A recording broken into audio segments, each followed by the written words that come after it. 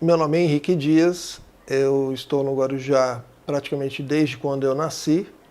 Os meus pais, quando se casaram, um pouco antes de eu nascer, eles mudaram para o norte do Paraná, onde eu nasci.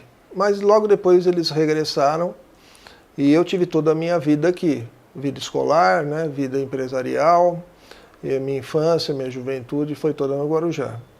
E foi uma época sensacional, porque eu sempre morei no centro, meu pai era zelador, e então eu tinha a praia praticamente na nossa cara ali todos os dias, né?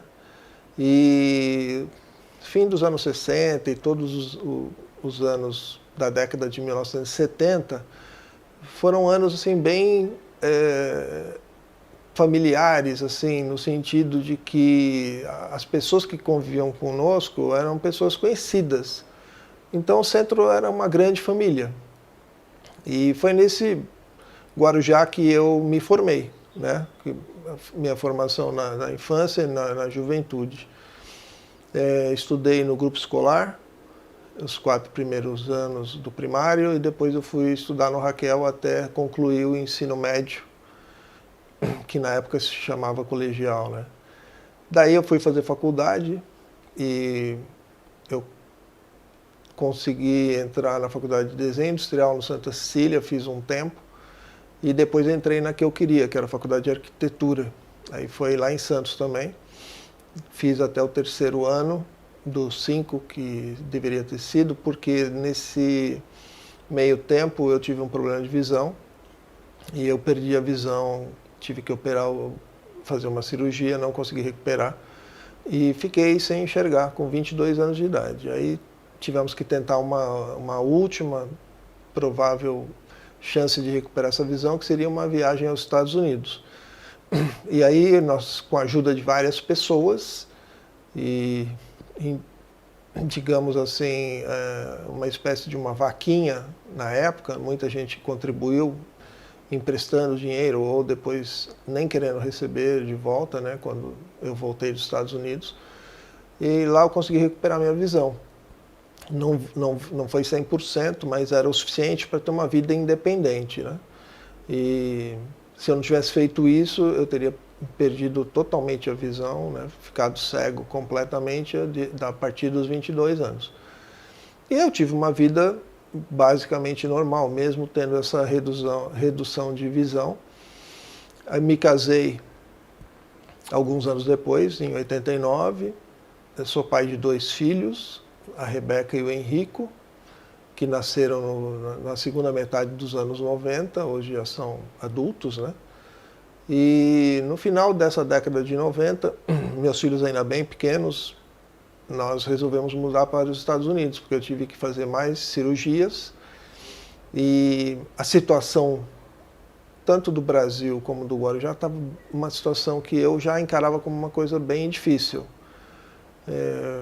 Porque uma das coisas que eu sempre fiz, eu li muito, eu gostava muito de ler, gostava muito de assistir programas de todos os que tivessem qualquer aspecto onde o conhecimento, né, fosse o norte desses programas, desses vídeos, filmes, o que nós tivéssemos acesso na época, né? Não tinha ainda internet nos anos 90 da forma como ela é hoje, estava ainda muito primitiva, mas nós tínhamos bons veículos de informação.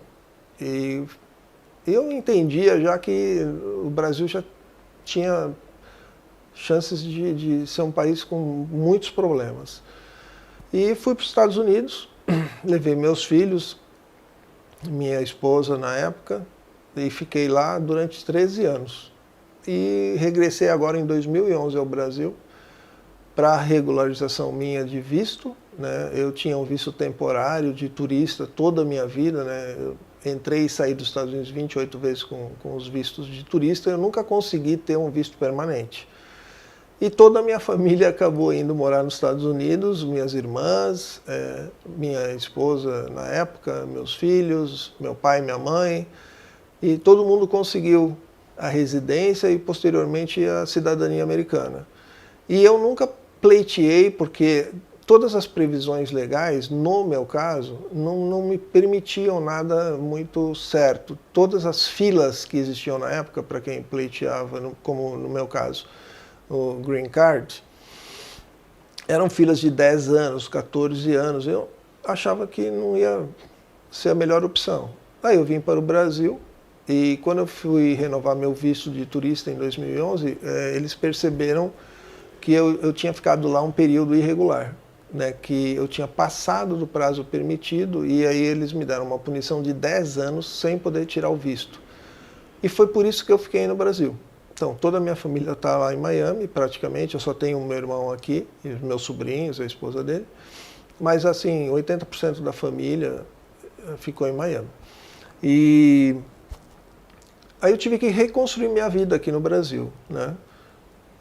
Literalmente, eu vim para cá para passar 3, 4 dias com uma mala de mão, com um chinelo, bermuda e 3 camisetas. E estou aqui já há 10 anos. Esse ano eu cumpri 10 anos. E eu tive que redesenhar toda a minha vida, porque nesse período eu já estava perdendo a visão de novo. Fato que aí ficou consolidada a minha perda de visão. Um ano depois, de 2012, eu já não estava enxergando mais nada, a não ser um pouquinho de luz, como eu estou vendo até hoje. E pensei, bem, vamos fazer desse limão uma limonada. E aí começa uma nova vida, uma nova fase, que seria a minha introdução como pesquisador na história de Guarujá. Fui fazer faculdade de História, totalmente sem enxergar, foram 3 anos. E o meu TCC, para facilitar todo esse meu trabalho, que é um trabalho... o TCC atualmente mudou, mas na época ainda era um trabalho que exigia uma certa pesquisa, um grau de assim, profundidade maior, né, para você ter um embasamento melhor na academia. E eu entrei para a história oral, de entrevistas com pessoas antigas da cidade, e esse material foi me estimulando a pesquisar mais ainda a história do Guarujá. Na época, nós tínhamos apenas 2 livros publicados sobre a história do Guarujá.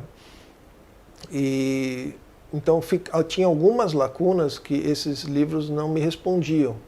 E eu comecei a pesquisar exatamente nessas brechas históricas e comecei a reunir um farto material sobre a história da cidade.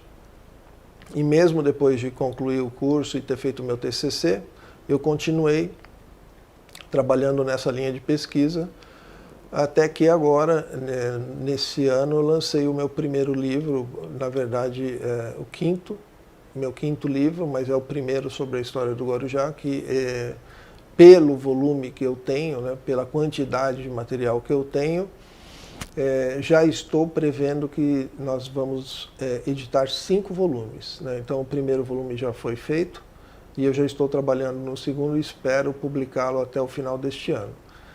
E a partir do volume 2 dessa série vão entrar a história das famílias pioneiras de Guarujá, mas da fase urbana.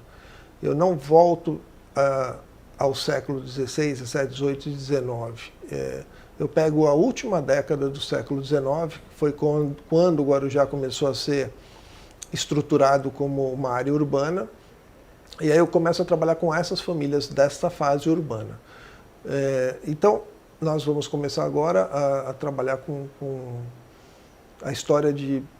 Estou prevendo 150 a 200 famílias. Eu não sei se vou ter condições de colocar todas as histórias, mas porque existem famílias que não possibilitam um acesso tão fácil, né? Às vezes a maioria das pessoas que tinham as informações já morreram, os documentos já não existem mais, e as pessoas das gerações atuais, ou às vezes nem têm interesse em ficar recontando a história de família, coisas que a gente entende, porque nos últimas 5, 6 décadas, a história ela vem sendo desprezada, né?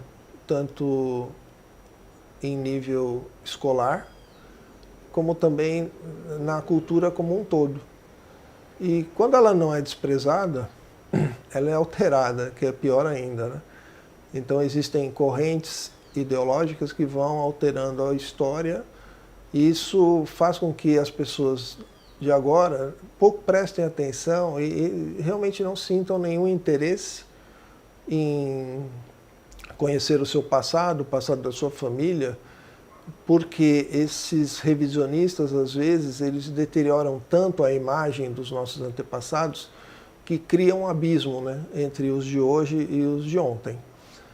E uma das minhas funções é recontar essa história, resgatá-la e de uma maneira muito, assim, com um olhar muito sereno, né, não alterar a linha, a conduta, né, o pensamento vivido naquele então. Porque hoje nós não podemos interferir no que aconteceu há 100, 120, 130 anos, dando uma impressão nossa, como autor, como historiador.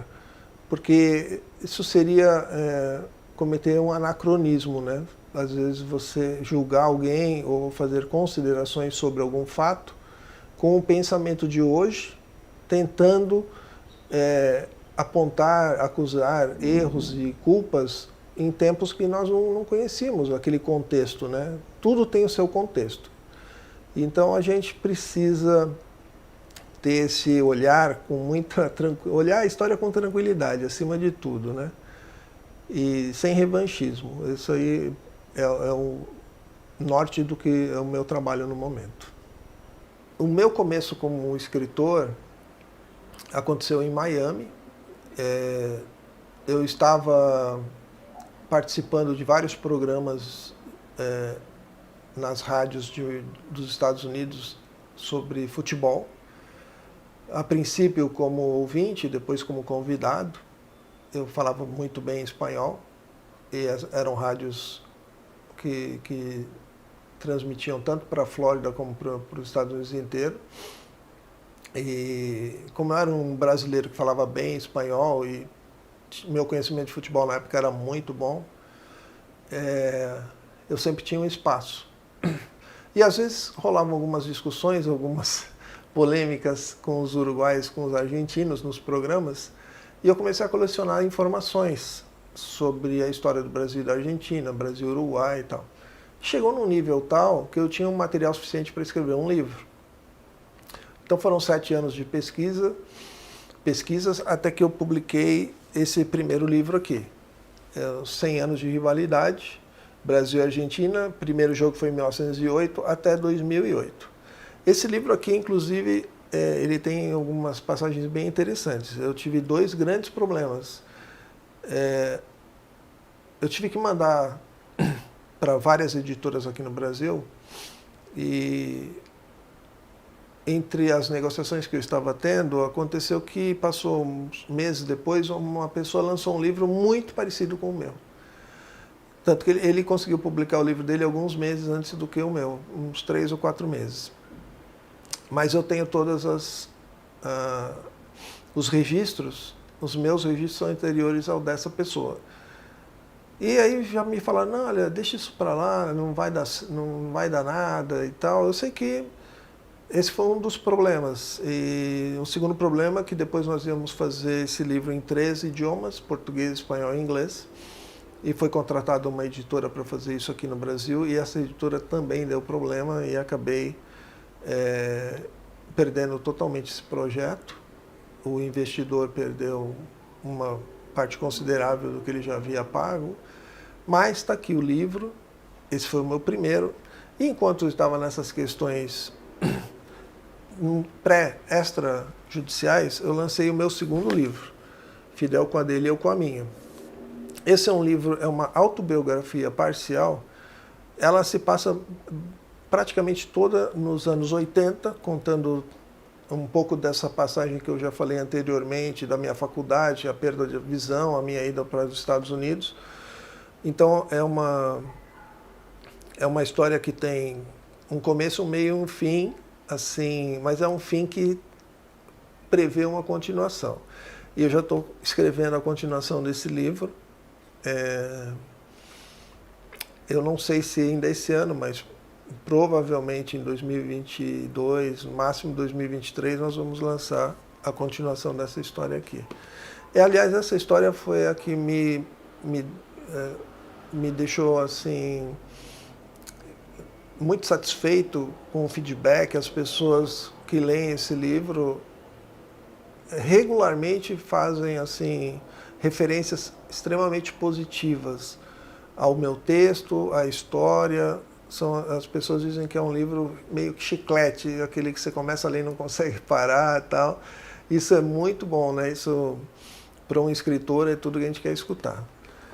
Aí nós vamos passar aqui para o terceiro livro. Esse livro eu comecei a escrevê-lo em 2010, lá nos Estados Unidos, e terminei de escrevê-lo depois que eu concluí a faculdade de História. Então, a faculdade também me deu essa boa base de poder concluir essa obra aqui, que é uma obra específica, escrita especificamente para o jovem, para o adolescente, explicando as vantagens que ele terá se ele começar a participar do mundo da política, que não tem como. Ou você participa ativamente, ou você participa passivamente. O participante passivo da política é a mesma coisa daquela pessoa que sempre vai comer no restaurante, mas não pode escolher o prato. É o que o garçom te colocar, você tem que comer, não pode reclamar e tem que pagar a conta no final. Basicamente é isso.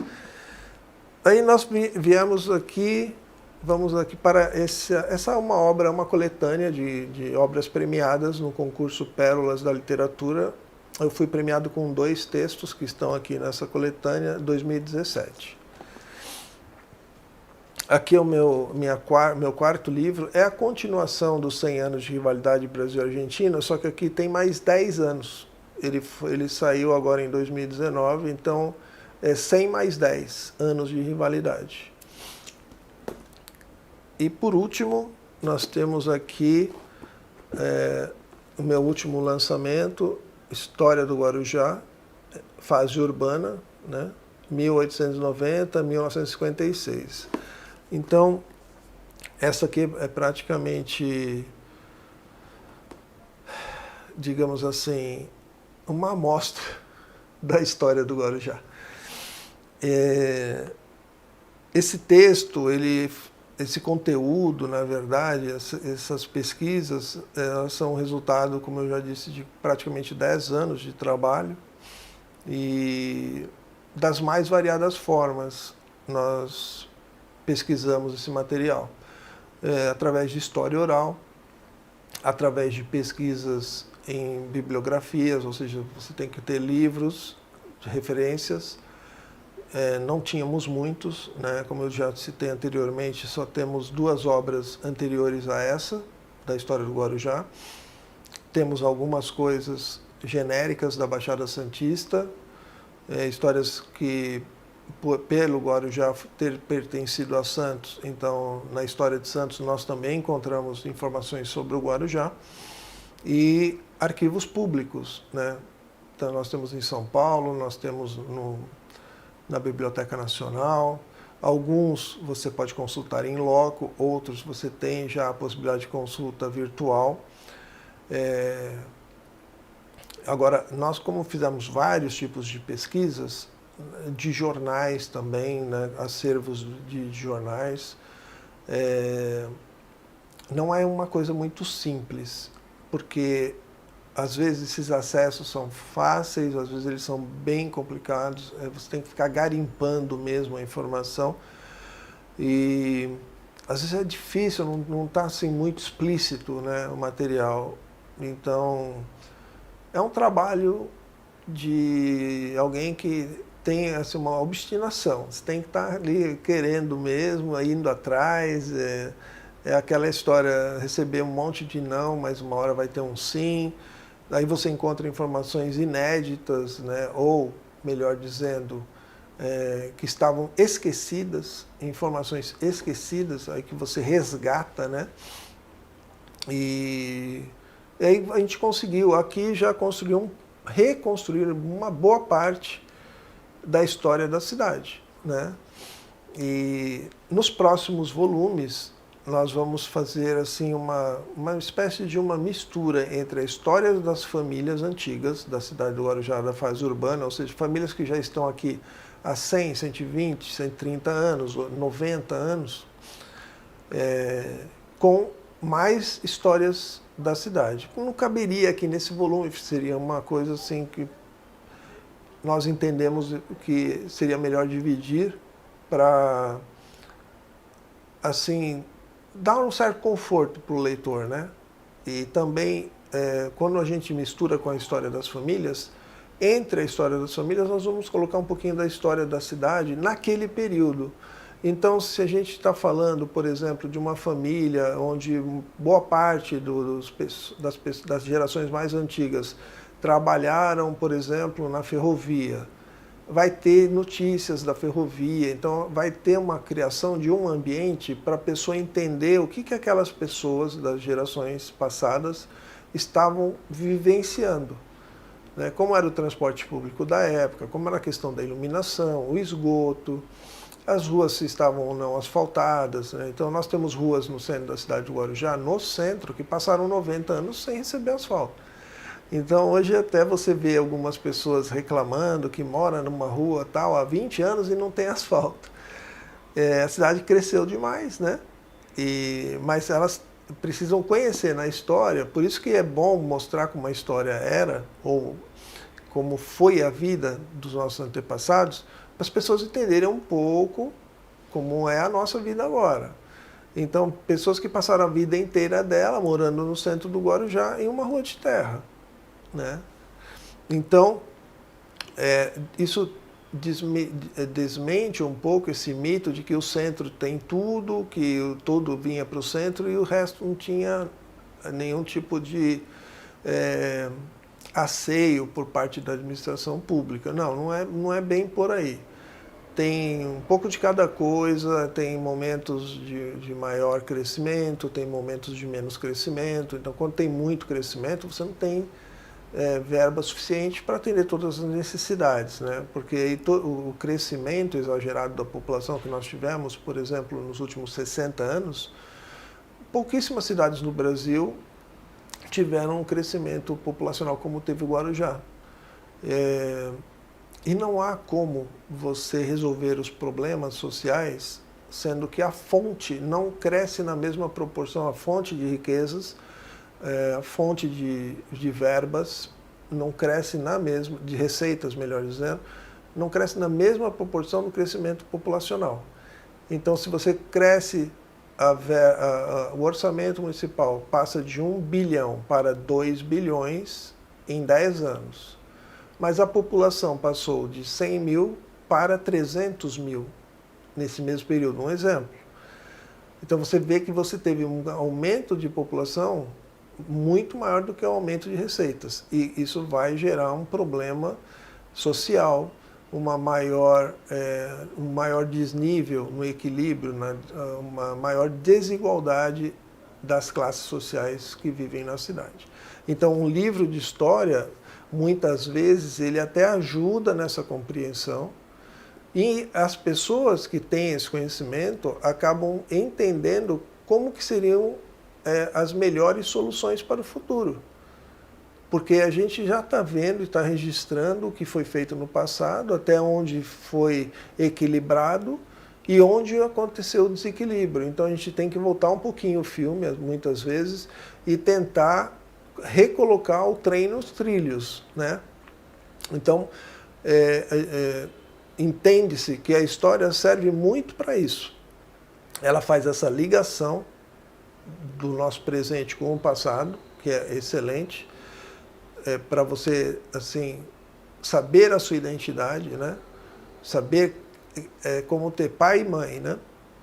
Então, quando você tem o resgate de uma história de uma cidade, você mais ou menos saber de onde eu vim, de onde viemos, como foi o crescimento, por que tem essa rua, tem esse nome, e você vai criando esse sentimento de pertencimento e, ao mesmo tempo, que eu já citei, você vai dando elementos para essas pessoas pensarem no futuro. olha, nos primeiros 130 anos aconteceu isso, isso, isso, o crescimento da população foi assim, assim, assim, o crescimento urbano se deu de tal, tal maneira, nós permitimos a construção de edifícios na beira da praia, criou sombra. Ou seja, quando foi isso, quem fez isso, dá para saber tudo. Por que fez? Isso seria a melhor solução? Não, não era. Então, qual seria a melhor solução? Quando você começa a colocar esses questionamentos para a sociedade agora, você começa a fazer com que ela exercite, a estimular a área do pensamento, das soluções, né? A cognição no sentido de ver o que pode ser feito para realmente solucionar problemas. E não simplesmente promessas vagas, que é o que nós estamos acompanhando nas últimas décadas em nossa cidade. A importância da história em uma sociedade, ela se dá basicamente para criar a estrutura necessária para que essa sociedade busque o caminho da evolução constante. Quando você não tem parâmetros históricos, você vai tentando soluções onde não existem registros de que essas soluções possam ser benéficas ou não. Então, a história, quando conhecida e quando demonstrada, você saber quem fez, o que fez, onde fez, por que fez, né? Você começa a encontrar respostas no passado para problemas do nosso presente. E isso, com certeza, possibilita a esses novos administradores, essa sociedade nova que ela se modifica rapidamente, né? Nessas últimas 5 décadas, a nossa sociedade, culturalmente, ela vive assim uma espiral muito veloz, né? Só que a espiral, ela pode te jogar para baixo, como se fosse um redemoinho. E, na verdade, a gente tem que tentar fazer uma espiral no sentido contrário, para alçar, né? E o nosso conhecimento sobre a história do Guarujá é muito deficiente.